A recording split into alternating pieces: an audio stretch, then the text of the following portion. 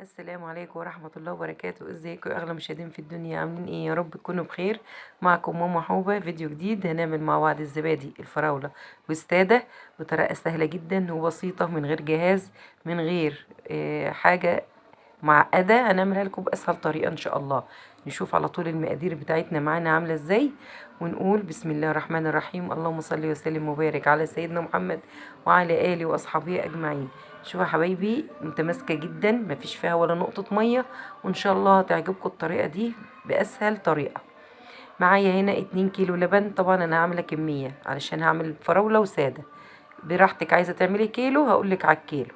دي 2 كيلو لبن هنحطهم يغلي على النار. هغليه طول ما انا بقى هو بغلي، اقلب كده اللبن وانا بغليه. ليه بقى؟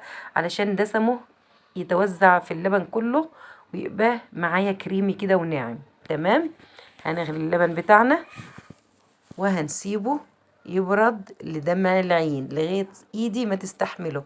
حط صبعك فيه كده تستحمله، تعرف اللي هو خلاص كده بقى كويس. ما يبقاش سخن يا جماعة عشان ما تجيبش معاكم مية.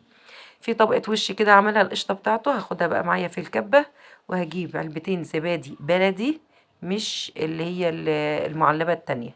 البلدي دي بتدي قوام حلو للزبادي، بتبقى متماسكة اكتر يعني، وبتبقى جميلة. هحط هنا، انا حطيت هنا علبتين علشان الاتنين كيلو لبن. لو هتعملي كيلو لبن علبة واحدة بس. وهحط معلقتين او 3 سكر على حسب ما انت عايزة سكر حلو حطي 2 او 3. تمام. معلش بقى هي ما تصورتش معايا، بس انا حطيت لها سكر. تمام. هاخد كبشتين بقى من اللبن بتاعي ده عشان نضرب فيه الزبادي بالقشطه بتاعته.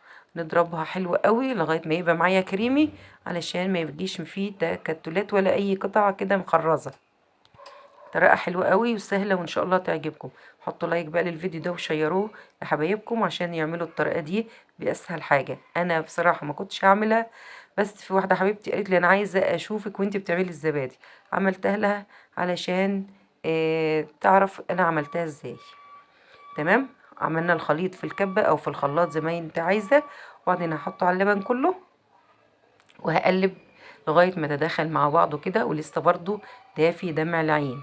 هجيب بقى البولات او كوبايات اللي عندك حط فيه.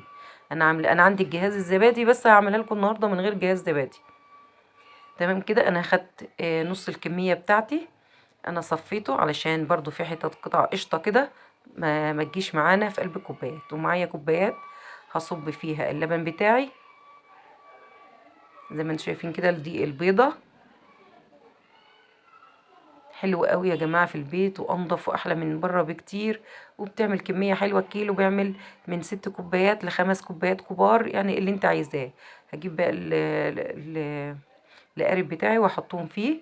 هنا انا معايا هعمل بقى الفراولة دي. ريحة الفراولة، طعم الفراولة يا جماعة. دي الشركات بتعمل بالريحة دي، ما بتحطش فراولة ولا قطع، ولا بتعمل بالمربى. دي طعم الفراولة تحفة.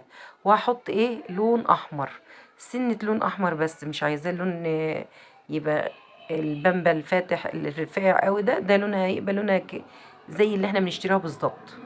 والطعم دي اصنص ده بيجي من عند اي مستلزمات حلواني او عطار. تقول له انا عايزه ريحه الفراوله، بيديها لك. تاخدي نقطه بسيطه جدا عشان هي ريحتها مركزه. وهنحطها ونحط عليها السكر برضو. هتحليها بالسكر اللي انت عايزاه علشان ما تنسيش السكر. وهحط بقى صباها في الكوبايات. انا عامله كوبايات صغيره على قد اللي بيحبوا الفراوله، عشان في ناس عندي ما بيحبوهاش بالفراوله يعني. عملت الكميه الابيض اكتر. تمام. زي ما انتوا شايفينها كده جت 6 كوبايات. حلوة قوي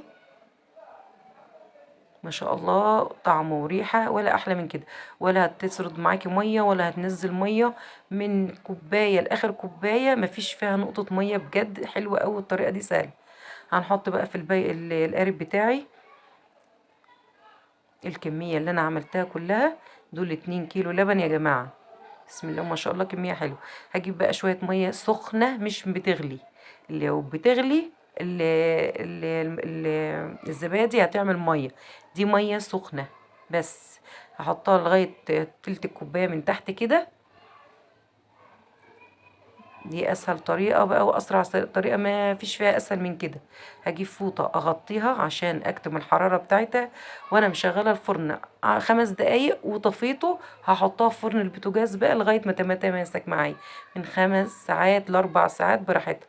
كده خلاص اتماسكت ويايا وبقت زي الفل. انا لسه ما شلتهاش من المية، يعني انا ما دخلتهاش لسه التلاجة. وبصراحة الزبادي معايا زي الفل، ولا فيها نقطة مية ولا فيها اي حاجة. يعني ده انا ما دخلتهاش التلاجة يا جماعة، وشوفوها زي ما انتم شايفين بقلبها على ايدي، حلوة جدا ومتماسكة وجميلة. وان شاء الله تعملوها بالطريقة دي.